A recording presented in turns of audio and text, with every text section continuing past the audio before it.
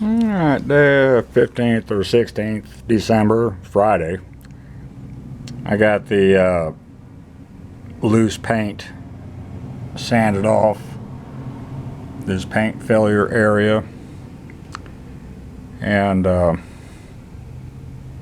was telling my wife, I'm not sure how it's going to turn out because that correct color code sure does seem brighter than the existing white, and she had a real good point. This paint, even if it repainted with the correct color code, is for the most part the original paint all over this truck, and it's oxidized, and I'm probably getting some yellowing of the clear coat. So it's going to be what it's going to be.